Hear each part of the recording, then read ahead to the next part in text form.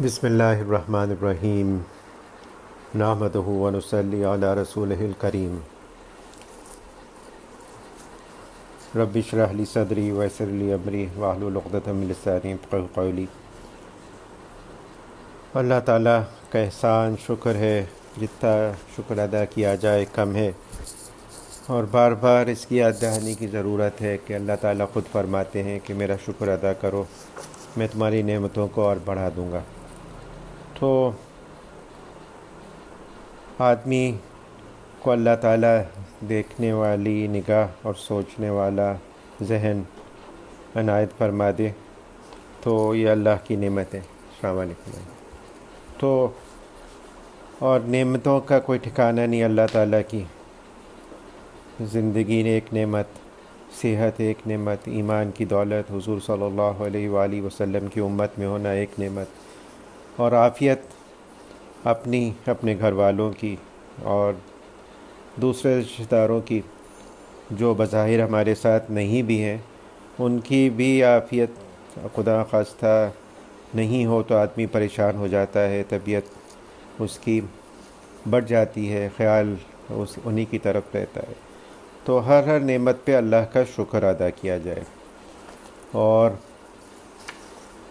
یہ شکر جو ہے یہ 1000 نعمتوں کی ایک نعمت اور 1000 باطنی بیماریوں کا علاج بھی ہے۔ ہمارے حضرت بار بار یہ فرماتے ہیں کہ شکر کی حقیقت سمجھ کے آدمی شکر ادا کر لے کہ یہ اللہ کی نعمت ہے اور میں اس کا لائق نہیں تھا، اللہ تعالیٰ نے محض اپنے فضل و کرم سے مجھے یہ نعمت دی، اور کسی وقت بھی وہ واپس لے سکتے ہیں۔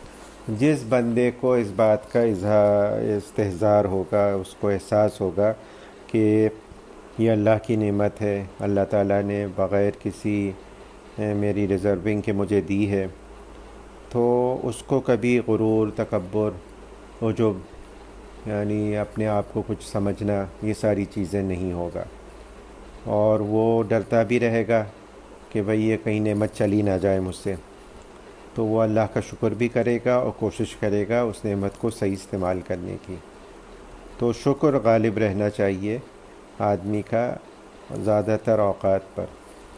اور ہمارے حضرت تو یہ بھی فرماتے ہیں کہ بھئی کوئی ٹائم فکس کر لو، 2-3 منٹ کسی نماز کے بعد یا سونے سے پہلے، اور بس ایک سرسری نگاہ ڈالو صبح سے شام تک کی اپنی زندگی پر، اور جو باتیں ایسی تمہیں محسوس ہوں جس پہ شکر ادا کرنا چاہیے تو زبان سے شکر کر دو، اللہم لک الحمد و لک الشکر۔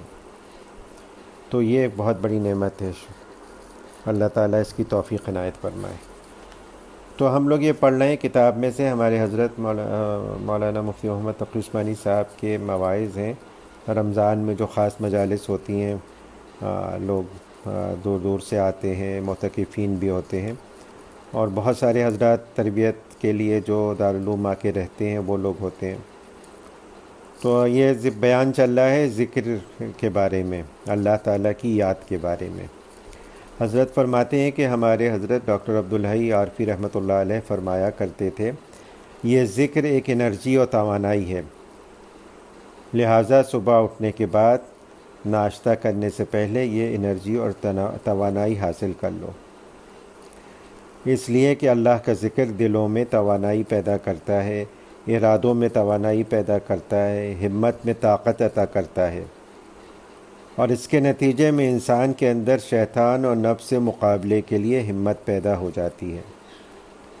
تو یہ ایک بڑی گر کی بات ہے، ٹپ ہے کہ بھئی جس طرح ظاہری نیوٹریشن چاہیے ہوتا ہے باڈی کو، کہ کھانے پینے میں اگر کوتاہی کرے گا، نہیں کھائے گا، کمزور ہو جائے گا، اور جو کام معمولی بظاہر نظر آ رہے ہیں وہ نہیں کر پائے گا، تو اسی طرح سے اگر جو اعمال بتائے گئے ہیں ان میں کمی کوتاہی کرے گا تو پھر مشکل ہو جائے گی گناہوں سے بچنے میں اور اچھے کام کرنے میں۔ اور یہ اگر بات آدمی کے دماغ میں سما جائے اور اس کو اس کی اہمیت کا احساس ہو جائے تو اس سے بہت فائدہ حاصل ہو۔ ہمارے حضرات یہی فرماتے ہیں بار بار کہ بھئی یہ جو معمولات ہیں یا جو تھوڑے بہت چیزیں بتائی جاتی ہیں کہ بھئی 3 تسبیحات ہیں اور کچھ قرآن میں شریف کی تلاوت ہے، مناجات مقبول ہے، یہ کر لیا کرو. یہ معمولات بیسک سے بتا دیے جاتے ہیں. تو یہ اور بار بار یہی کہا جاتا ہے کہ بھائی جو مزید ترقی ہے وہ اسی پہ ڈپینڈنٹ ہے کہ معمولات کی پابندی ہو رہی ہے کہ نہیں ہے. ہمارے حضرت بھی بار بار فرماتے ہیں کہ لوگوں کے خطوط آتے ہیں جنہوں نے اصلاحی تعلق رکھا ہوا ہے کہ معمولات کی پابندی نہیں ہو پاتی.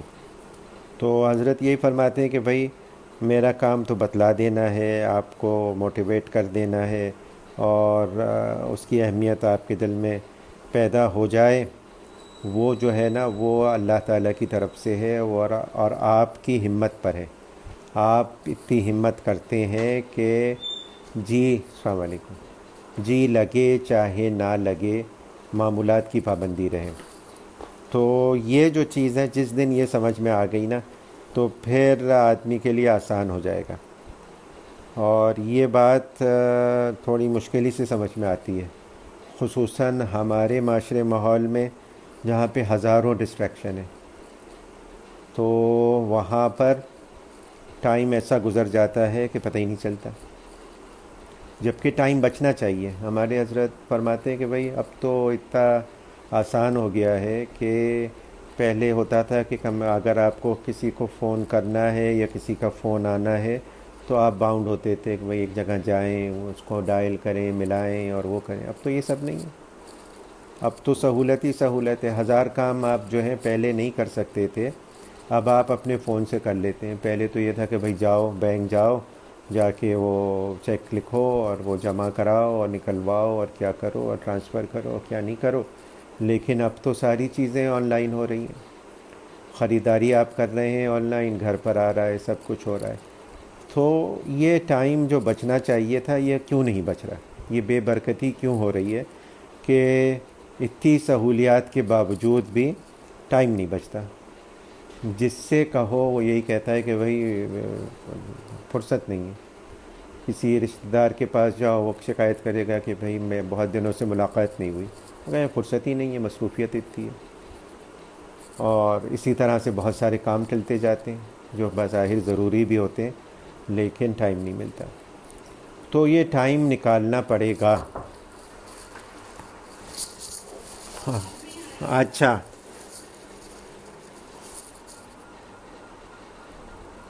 ہلو، آئی آ رہی ہے. تو یہ ٹائم اپنے نکالنے کی کوشش کرنی پڑے گی. اور چیز یہی ہے کہ جس چیز کی اہمیت دل میں پیدا ہو جائے تو اس کے لیے ٹائم نکلتا ہے. ہاں، مثال اس کی بہت ہی جو ہمارے زندگی میں ہے کہ اگر ہم کہیں کی بکنگ کرائیں، فلائٹ پہ جانا ہو، کچھ کرنا ہو، ٹرین ہے، فلائٹ ہے، بس ہے، کہیں پہنچنا ہے، کوئی بہت امپورٹنٹ انٹرویو ہے، جاب کا اسائنمنٹ ہے، معلوم ہے کہ اگر نہیں ہوا وقت پر تو نقصان ہو جائے گا، اس کی کوئی وہ ہوں گے، سائیڈ ایفیکٹس ہو جائیں گے یا کوئی وہ ہوگا. تو وہ کبھی نہیں مس ہوتا. معلوم ہے کہ 20,000 کا ٹکٹ لیا ہوا ہے جہاز کا، اگر دیر سے پہنچے تو سیٹ نہیں ملے گی، جہاز اڑ جائے گا، وہ کلوز ہو جائے گا کاؤنٹر. تو آدمی اہتمام کرتا ہے اور پہنچ جاتا ہے. تو جس دن یہ دل میں اہمیت اور احساس پیدا ہو گیا کہ یہ ساری چیزیں جو ہیں یہ صرف زبانی کوئی منتر جنتر نہیں ہے، اللہ کا ذکر ہے، قرآن کریم ہے، درود شریف ہے، اللہ سے دعا ہے، یہ ساری چیزیں جو ہیں یہ ایک آدمی کے لیے باطنی طور پر، اسپریچول طور پر اس کو قوت، نیوٹریشن پہنچا رہی ہیں. اگر وہ یہ نہیں لے گا تو وہ نہیں بچ پائے گا گناہوں سے اور نیک عمل نہیں کر پائے گا. ہم لوگ اکثر دیکھتے ہیں بعض دفعہ ہوتا ہے کہ گاڑی کا پٹرول جو ہے وہ ایسی سوئی پہنچ جاتی ہے بالکل ایمٹی کی اس پر، اور ڈر لگا رہتا ہے کہ وہ بعض دفعہ لانگ ڈرائیو پہ ہم لوگ تھے تو پٹرول پمپ آ ہی نہیں رہا، ایک ڈر لگا ہوا ہے اب کیا ہوگا. مینٹلی پریپیئر ہو رہے ہیں آپ کہ بھائی کہ گاڑی کھڑی کرنی پڑے گی اور جانا پڑے گا پیدل چل کے یا لفٹ مانگ کے، اور وہ لگانا پڑے گا پٹرول. اور ڈالنا پڑے گا، اس کے بغیر نہیں چلے گی گاڑی، ایک یقین ہوتا ہے۔ تو اسی طرح سے باطنی طور پہ بھی، اسپریچولی بھی، آدمی کے پاس اگر نہیں توانائی ہوگی تو وہ نہیں کر پائے گا اچھے کام، اور گناہوں سے نہیں رک پائے گا۔ اور یہ باطنی توانائی کہاں سے حاصل ہوگی؟ حضور صلی اللہ علیہ وآلہ وسلم فرما رہے ہیں کہ اپنی زبان کو اللہ کے ذکر سے تر رکھو۔ سب سے افضل کلمہ جو ہے وہ ہے لا الہ الا اللہ محمد الرسول اللہ۔ حضور صلی اللہ علیہ وآلہ وسلم فرما رہے ہیں کہ سبحان اللہ والحمد للہ ولا الہ الا اللہ واللہ اکبر۔ مفہوم حدیث کا یہی ہے کہ اتنے افضل ہے کہ اس سے میزان عمل کے پلڑے بھر جاتے ہیں۔ درود شریف کے بارے میں حضور صلی اللہ علیہ وآلہ وسلم فرما رہے ہیں کہ جو پڑھتا ہے اس کے 10 گناہ معاف ہوتے ہیں، 10 درجات بلند ہوتے ہیں، اور کیا کیا اس پہ انعامات ملتے ہیں۔ تو یہ صرف خبر نہیں ہے کہ بس بتا دیا، یہ موٹیویٹ کر رہے ہیں حضور صلی اللہ علیہ وآلہ وسلم کہ یہ باتیں بتا کے کہ یہ بتا دیا ہے تو اب کرو۔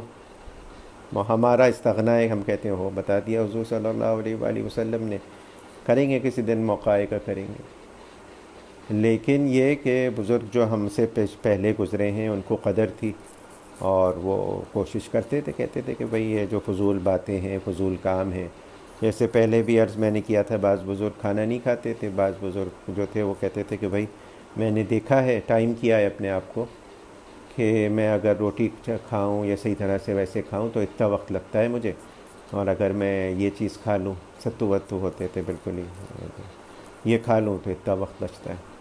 تو وقت کی اہمیت کا احساس ہو گیا، اور وقت ہمارے یہاں سب سے بے وقت چیز ہے۔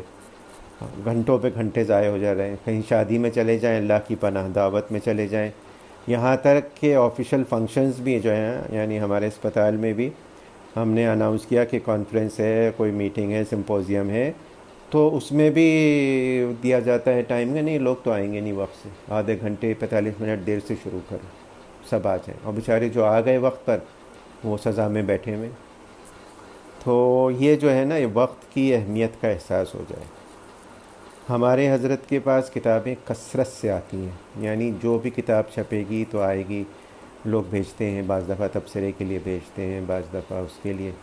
تو حضرت ایک نظر دیکھتے ہیں اور کہتے ہیں کہ وقت نہیں ہے، پر جی بہت چاہتا ہے میرا پڑھنے کا ان ساری کتابوں کو، بعض ایسے ٹاپکس ہوتے ہیں لیکن وقت نہیں ہے بالکل بھی، کیونکہ وقت کو یوٹیلائز کیا ہوا ہے، وقت کو بانٹا ہوا ہے۔ حضور صلی اللہ علیہ وآلہ وسلم کی سنت ہے یہ۔ حضور صلی اللہ علیہ وآلہ وسلم کا وقت جو تھا وہ بہت ہی وہ تھا، منظم تھا، اسکیجول تھا، ہیپ نہیں تھا۔ ہمارے یہاں دیندار جتنا ہوگا اتنا زیادہ حلول جلول ہوگا، اور بالکل ہی اس کا نہ سیر ہوگا نہ پیر ہوگا، یہ سمجھا جاتا ہے، بالکل ہیپ ہوگا اور بالکل ڈس آرگنائزڈ ہوگا، بالکل غلط بات ہے۔ حضور صلی اللہ علیہ وآلہ وسلم خود اور ان کے نائبین جتنے بھی گزرے ہیں سب بہت منظم تھے، سب کے ٹائمز فکس تھے، وقت کی بہت قدر تھی۔ حضور صلی اللہ علیہ وآلہ وسلم خود،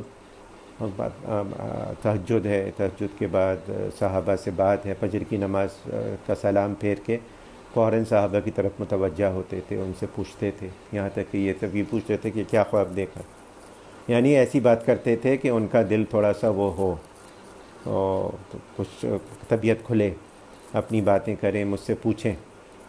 اور ایک وقت فکس تھا حضور صلی اللہ علیہ وآلہ وسلم کا جو اپنے گھر والوں کے ساتھ تھا، ان انٹرپٹیڈ، کسی کو اجازت نہیں تھی اس میں، وہ صرف ان کی ازواج مطہرات کا تھا، اس میں ان کی مدد بھی کرتے تھے۔ تو گھر کے کاموں میں حضور صلی اللہ علیہ وسلم، ازواج مطہرات خود فرما رہی ہیں کہ اگر ضرورت پڑتی تھی تو بکریوں کا دودھ دھو دیتے تھے، وہ ضرورت ہوتی تھی تو اپنی چپل جوتی کا مرمت کر لیتے تھے، اور جو بھی گھر کے کام ہوتے تھے ان میں ہماری مدد کرتے تھے۔ لیکن جیسے ہی نماز کا یا دوسرا وقت آ جاتا تھا تو اس طرف متوجہ ہو جاتے تھے۔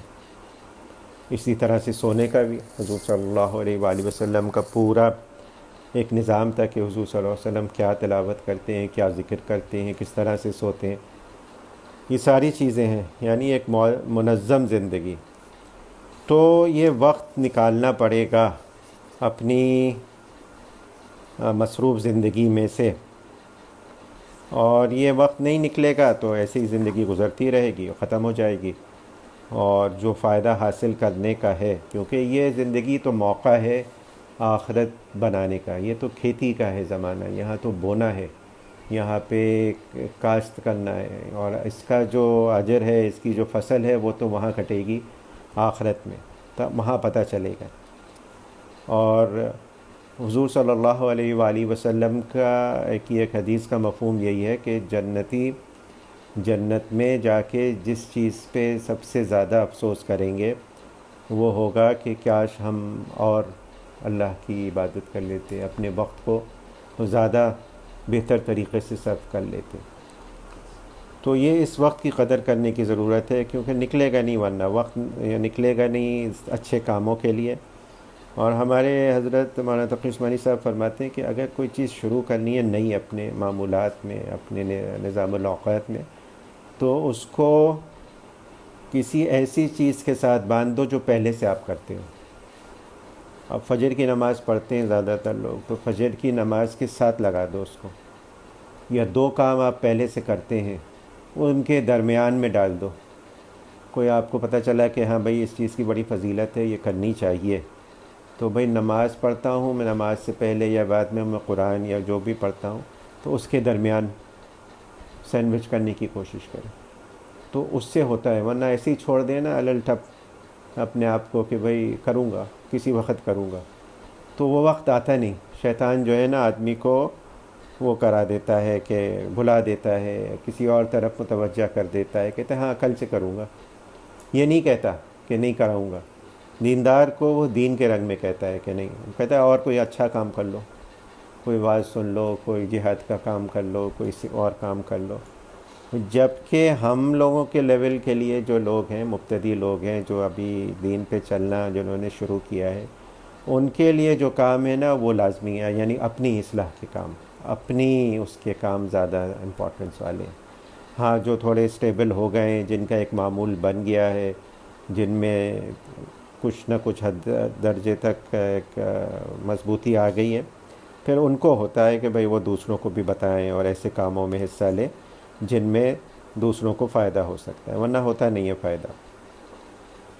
لہٰذا نفس و شیطان کو شکست دینے میں ذکر کو بڑا دخل ہے۔ پھر یہ ذکر کرنے والا شیطان سے مغلوب نہیں ہوتا، اور اسی زبانی ذکر ہی کے ذریعے اللہ تعالیٰ کی طرف رجوع کرنے کی صلاحیت پیدا ہو جاتی ہے۔ یہ پہلے حضرت نے جواب دیا کہ ایک وسوسہ آتا ہے دل میں کہ بھائی اس ذکر سے کیا فائدہ، سمجھ میں تو آ نہیں رہا ہے کچھ، نہ توجہ اس طرف ہے، اور کرتا ہی ہے یہ شیطان کہ ایسی ایسی باتیں یاد آتی ہیں ذکر میں، ایسے ایسے خیالات آتے ہیں کہ اس کبھی نہیں آتے۔ تو وہ سب طریقے ہیں آدمی کو ڈسٹریکٹ اور ڈی ٹریکٹ کرنے کے، ہٹانے کے رستے سے شیطان کے، تو ان کو اگنور کرے اور لگا رہے گا تو پھر آہستہ آہستہ الفاظ کی طرف، الفاظ سے معنی کی طرف، اور معنی سے مذکور یعنی جس کو یاد کر رہا ہے اس کی طرف توجہ رہے گی۔ اور سیکوینس یہی ہے، ہر کام آدمی جو کرتا ہے، بچے کو پڑھاتے ہیں ABCD، اب وہ بچہ بہت زیادہ فلاسفی فر ہو یا منطقی ہو، کہے گا A کیا ہے اور B کیا ہے اور C کی آپ جب تک مجھے بتائیں گے نہیں اور تفصیل نہیں سمجھ میں آئے گی میں آگے نہیں چلوں گا، تو وہ پڑھ چکا، وہ کبھی بھی نہیں کر پائے گا۔ تو یہ ہمارا ذکر جو ہے ہمارے لیول کا، یہ ABCD ہی ہے ابھی، یہ بعد میں جا کے فل سینٹنسز بنے گا، اور فل سینٹنسز کے بعد کمپریہنشن ہوگا، اور اس کے بعد جا کے فل انڈرسٹینڈنگ ہوگی اس کی۔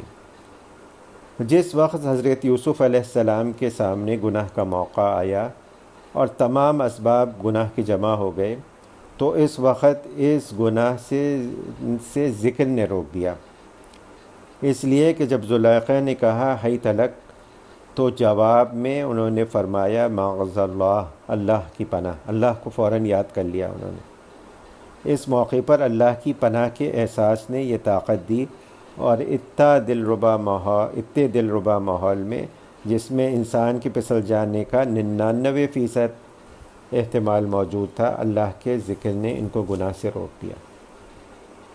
تو یہ ذکر جو ہے نا، یہ معمولی چیز نہیں ہے، یہ ہمارے حضرت یہ مثال دے کے یہی بتا رہے ہیں کہ بھئی حضرت یوسف علیہ السلام بھرپور جوانی، بالکل 17 18 19 سال کے جوان، اور گناہ کی دعوت دی جا رہی ہے اور کوئی دیکھنے والا بھی نہیں ہے، لیکن اس میں بھی اللہ تعالیٰ نے جو ان کی حفاظت فرمائی وہ یہ کہ ان کو فوراً یاد آ گیا، معاذ اللہ کی نشانی دیکھ کر فوراً یاد آ گیا کہ یہ میں اللہ کی پناہ مانگتا ہوں، اللہ کو یاد کر لیا۔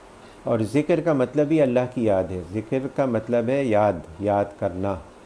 اب یہ کہ نام سے ہو، خیال سے ہو، دل سے ہو، ذہان سے ہو، یہ سب ذکر ہے۔ یہاں تھے ہمارے بزرگ تو فرماتے ہیں ہر اچھا عمل جو ہے وہ ذکر ہے۔ اس کے بعد اگلا جملہ حضرت یوسف علیہ السلام نے فرمایا انہو ربی احسن مثوائی۔ حضرت مفسرین نے اس جملے کی دو تفسیریں کی ہیں۔ بعض حضرات نے تو فرمایا ربی سے مراد عزیز مصر ہے، زلیخا جس کی بیوی تھی، اور بعض نے فرمایا ربی سے مراد اللہ جل شانہ ہے۔ اشارہ اس جملے میں اس طرف ہے اگرچہ تم نے دروازے بند کر دیے ہیں اور دروازوں پر تالے ڈال دیے ہیں اس خیال سے کہ اس عمل کا کسی کو پتہ نہ چلے، لیکن میرا ایک پروردگار ہے جو مجھے اس حالت میں بھی دیکھ رہا ہے، جس نے مجھے بہترین ٹھکانہ دیا ہے۔ اور یہی بات ہے حضور صلی اللہ علیہ وآلہ وسلم کی خدمت میں جب حضرت جبریل علیہ السلام تشریف لائے ایک انسان کی صورت میں، تو انہوں نے سوال کیا حضور سے کہ اسلام کیا ہے، ایمان کیا ہے، اور آخر میں فرمایا احسان کیا ہے۔ احسان یہ کہ کسی چیز کو بہترین طریقے سے کرنا، ایکسلنس جس کا ترجمہ ہوتا ہے نا انگریزی میں، ایکسلنس کیا ہے، اور یہی درجہ مطلوب ہے۔ اصلاح، تصوف، طریقت جو ہے وہ یہی چیز پیدا کرنے کے لیے ہے، اور اس کے بغیر اعمال مکمل ہوتے نہیں ہیں۔ کہ حضور صلی اللہ علیہ وآلہ وسلم نے ارشاد فرمایا کہ اللہ کی عبادت ایسے کرو کہ جیسے تم اللہ کو دیکھ رہے ہو، اور اگر یہ ممکن نہیں ہے تو کم از کم اتنا تو خیال ہو کہ اللہ مجھے دیکھ رہا ہے۔ اب میں نے کہہ دیا، ہم سب نے سن لیا، میں نے بھی سن لیا کہ بھئی اللہ کی عبادت ایسے کرو کہ جیسے گویا اللہ کو دیکھ رہے ہو، کہ اللہ کو دیکھ رہے ہو۔ یہ کہنے کو کہہ دیا، لیکن یہ تو ایک فیلنگ ہوتی ہے، ایک احساس ہوتا ہے، ایک استحضار ہوتا ہے۔ اب آپ کوئی آدمی امیجن کرے کہ میں فلاں پریزیڈنٹ سے ملوں گا، فلاں اس سے ملوں گا، کہنے کو کہہ دیا، لیکن جب پریزنس میں ہوگا، اس کے حضور میں ہوگا، تو اس کی کیفیت ہی الگ ہوگی، وہ کیفیت فیل ہونے لگے آدمی کو، اور جب ہوتی ہے آدمی کو تو پھر پتہ اس کو خود چل جاتا ہے کہ وہی ہے، اور وہ کوشش کرتا ہے کہ جتنے اعمال ہوں وہ اس طریقے سے ہوں کہ وہ بہترین طریقے سے ہوں، کہ نماز بھی ہو تو نماز بھی میں کروں، کسی کے ساتھ کوئی معاملہ کروں، چاہے غصہ بھی کروں تو اس کو یہ خیال ہوتا ہے کہ بھئی میں اللہ تعالیٰ مجھے دیکھ رہے ہیں۔ ہمارے حضرت ڈاکٹر عبداللہ رحمۃ اللہ علیہ کے پاس ایک صاحب آئے اور کہنے لگے اللہ حضرت میں نے بہت کوشش کی، الحمدللہ مجھے مقام احسان حاصل ہو گیا، تو اب جب بھی میں نماز پڑھتا ہوں تو مجھے یہ خیال رہتا ہے کہ جیسے میں اللہ کو دیکھ رہا ہوں، اور یہ نہیں ہوتا تو یہ ہوتا ہے کہ میں اللہ مجھے دیکھ رہا ہے۔ حضرت نے کہا مبارک ہو، بہت بہت اللہ تعالیٰ مبارک فرمائے۔ اور پھر حضرت نے فرمایا کہ اچھا یہ نماز میں تو حاصل ہو گیا، لیکن جب اپنی بیوی بچوں سے تم معاملات کرتے ہو کیا اس وقت بھی یہ حاصل ہوتا ہے تم کو؟ تو وہ صاحب چٹپٹا گئے، کہنے لگے اچھا اس وقت بھی ہونا چاہیے۔ حضرت نے کہا ہاں، اگر حاصل ہو گیا ہے تمہیں یہ مقام تو اس کا تقاضا تو یہ ہے کہ ہر وقت ہوگا، یہ تھوڑی کہ ایک وقت میں ہوگا ایک وقت میں نہیں ہوگا، اس کا مطلب ہے صحیح طرح سے حاصل نہیں ہوگا۔ تو پھر ان کی آنکھیں کھلیں کہ نہیں، ہر موقع پہ ضرورت ہے اس کی کہ ایسا ہو کہ اب مشہور واقعہ ہے، سب لوگ پڑھتے ہیں کہ حضرت علی رضی اللہ تعالیٰ عنہ دشمن کے سینے پہ بیٹھے ہوئے ہیں اور اس کو قتل کرنے جا رہے ہیں، اس نے تھوک دیا آپ کے چہرے مبارک پر، آپ نے فوراً تلوار پھینکی اور اٹھ کے کھڑے ہو گئے، چھوڑ دیا اس کو۔ تو دشمن خود پوچھتا ہے کہ یہ تو آپ کو اور غصہ آنا چاہیے تھا، آپ اگر 2 سیکنڈ لگاتے تو آپ کو فریکشن آف اے سیکنڈ میں کر دینا چاہیے تھا مجھے قتل، آپ نے نہیں قتل کیا۔ تو کہنے لگے ہاں مجھے غصہ آ گیا تھا، لیکن یہ غصہ مجھے اپنی نفس کی وجہ سے آیا تھا، تو نے میری ذلت کی، میں تو تجھے اللہ کے لیے مار رہا تھا، تو یہ میرے عمل میں کھوٹ آ گیا، اخلاص جاتا رہا۔ اخلاص تو یہ نا اللہ کے لیے کرے آدمی کرے، تو اتنی باریک نظر ہو جاتی ہے۔ وہ بتایا تھا پہلے بھی واقعہ، بزرگ ہمیشہ صف اول میں نماز پڑھتے تھے، 20-25 سال گزر گئے ان کے، ایک دن نہیں پہنچ پائے صف اول میں۔ جو فوراً خیال آیا، یہ آیا کہ لوگ کیا کہیں گے کہ آج صف اول میں نہیں تھے بابا جی، ہمیشہ تھے، 25 سال سے تھے، آج نہیں تھے۔ انہوں نے اس بات سے اتنا افسوس ہوا کہ یہ خیال کیوں آیا کہ لوگ کیا کہیں گے، میں تو اللہ کے لیے نماز پڑھتا ہوں، میں لوگوں کے لیے تھوڑی پڑھتا ہوں، میں 25 سال کی نماز دہراؤں، اور جن کو ہوتا ہے وہ کرتے ہیں۔ تو یہ باتیں پیدا کرنا اور یہ چیز کرنا، یہ اصل میں وہ ہے۔ اور یہ ہے کہ ہماری مصروف زندگی میں ہم لوگ سمجھتے ہیں یہ چیزیں ناممکن ہیں یا بہت زیادہ مشکل ہیں یا اس کے لیے بہت زیادہ مجاہدہ چاہیے، نہیں۔ ہمارے حضرت فرماتے ہیں، حضرت حکیم الامت مولانا اشرف علی تھانوی رحمۃ اللہ علیہ اور ڈاکٹر عبدالحی ہمارے حضرت مفتی محمد تقی عثمانی صاحب، کہ یہ نہیں، اللہ کی رحمت سے یہ نہیں، بعید ہے کہ حکم تو دیں اور مطالبہ کریں ایک ایسی چیز کا جو واقعی ضروری ہو، اور ہمارے حالات ایسے بنا دیں کہ وہ بہت مشکل ہو جائے اور ناممکن ہو جائے، یہ ممکن نہیں ہے۔ اللہ تعالیٰ تو خود فرماتا ہے کہ ہم کسی پہ ایسا بوجھ نہیں ڈالتے جو اس کے سہار کے لائق نہ ہو۔ تو ابھی بھی ممکن ہے، ابھی بھی تمام مصروفیات کے ساتھ آدمی یہ سب چیزیں حاصل کر سکتا ہے۔ ضروری نہیں، ہمارے حضرت یہ کہتے ہیں کہ ضروری نہیں ہے کہ 2-2 گھنٹے مراقبات کرو اور 1.25 لاکھ مرتبہ اللہ کا ذکر کرو اور دوسری چیزیں کرو اور چلے کرو اور کیا کیا کرو کیا کیا نہیں کرو۔ عام زندگی میں رہتے ہوئے اپنے پیشے میں بہترین طریقے سے پرفارم کرتے ہوئے اللہ سے تعلق پیدا کرنا ممکن ہے، بالکل۔ اور اسی کی طرف دعوت دی جاتی ہے، اسی کی طرف لوگوں کی رہنمائی کی جاتی ہے۔ حضرت آگے فرماتے ہیں، عام طریقہ تو یہ ہے کہ جب انسان کسی شیخ کی طرف رجوع کرتا ہے تو شیخ اس کو کچھ ذکر اور تسبیحات بتاتا ہے کہ صبح کے وقت یہ ذکر کر لیا کرو اور شام کے وقت یہ ذکر کر لیا کرو۔ لیکن بعض تسبیحات وہ ہیں جو حضور اقدس صلی اللہ علیہ وآلہ وسلم نے بتا دیں، پوری امت کو بتا دیں۔ ان تسبیحات کو پڑھنے کے لیے کسی کی اجازت کی ضرورت نہیں ہے، بتانے کی ضرورت نہیں۔ حضور نے جب بتا دیا تو کس کو ضرورت ہے کہ سبحان اللہ والحمد للہ ولا الہ الا اللہ واللہ اکبر، سبحان اللہ و بحمدہ سبحان اللہ العظیم، استغفار۔ حضور صلی اللہ علیہ وآلہ وسلم خود فرما رہے ہیں میں 70 مرتبہ استغفار کرتا ہوں دن میں، درود شریف کی اتنی وہ بتا دی۔ تو ان کے لیے کسی کی اجازت کی ضرورت نہیں ہے، کسی سے پوچھنے کی ضرورت نہیں ہے، یہ تو آدمی کو خود ہی کرنی چاہیے۔ تو یہ جو بات ہے، ہاں جو دوسرا ذکر ہے، جو سلوکی ذکر ہے، جو آدمی کی اصلاح اور تعلق مع اللہ کے لیے پیدا کرانے کے لیے کرایا جاتا ہے، اس کے لیے ضروری ہے اجازت۔ اور وہ اجازت اس لیے ضروری نہیں ہے کہ وہ کوئی بجلی کا کرنٹ ہے یا کوئی خطرناک چیز ہے، وہ اس لیے ضروری ہے کہ آپ پتہ چلے کہ بھئی آپ دوسری چیزیں جو پہلے ضروری ہیں وہ کر رہے ہیں نہیں کر رہے، آپ کا اسکیجول اجازت دیتا ہے اس بات کا کہ نہیں دیتا، اور دوسری چیزیں آپ کے حالات ایسے ہیں کہ ہیں۔ بعض لوگوں کو شوق ہوتا ہے وہ کرنے لگتے ہیں لیکن فرائض واجبات گڑبڑ کر جاتے ہیں۔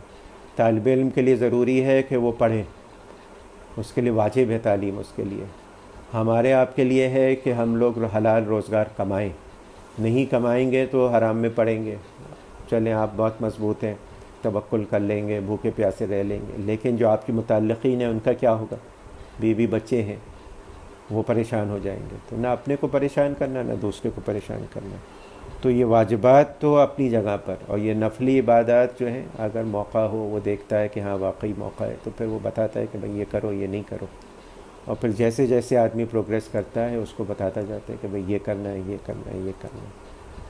تو اللہ تعالیٰ ہی کی توفیق سے، اللہ تعالیٰ ہی کی مدد سے آسان ہوتا جاتا ہے، اور پھر وہ حقیقی درجہ ذکر کا کہ اللہ تعالیٰ کو دیکھنا یا اللہ تعالیٰ کو محسوس کرنا وہ میسر آ جاتا ہے، اور وہ جس طرح سے ہو لیکن وہ ایکسپلین نہیں کیا جا سکتا، جیسے کہ ہماری عام چیزوں میں سے خوشبو کو نہیں آپ ایکسپلین کر سکتے، الفاظ میں ذائقوں کو نہیں ایکسپلین کر سکتے، کیونکہ یہ محسوسات ہیں آدمی کے، ان کو زبان میں نہیں لا سکتے۔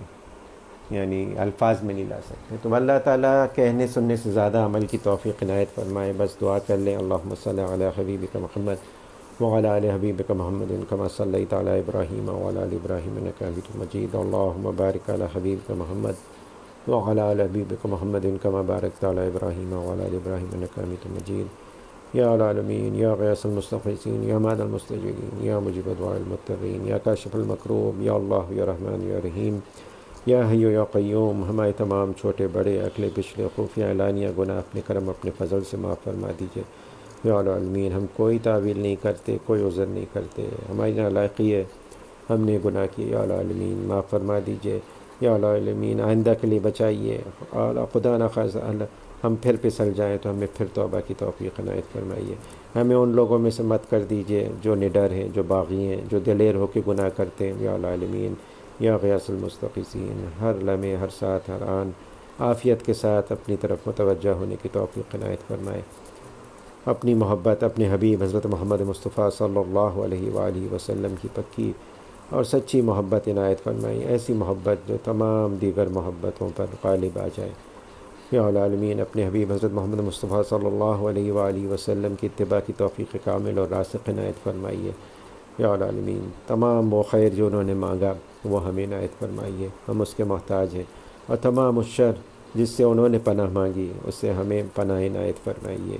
ہم تو حد درجہ محتاج ہیں اس کے. یا العالمین یا غیاث المستغیثین آپ کا احسان, آپ کا کرم, آپ کا فضل ہے کہ آپ نے یہ کرونا کی وبا کو بہت کچھ کم کر دیا. یا العالمین مستقل طور پہ اس کو دور فرما دیجیے, پوری انسانیت پہ سے دور فرما دیجیے. یا العالمین آئندہ کے لیے مزید اس کے بڑھنے سے ہم سب کی حفاظت فرمائیے, اس کی موذی مرض سے ہم سب کی حفاظت فرمائیے.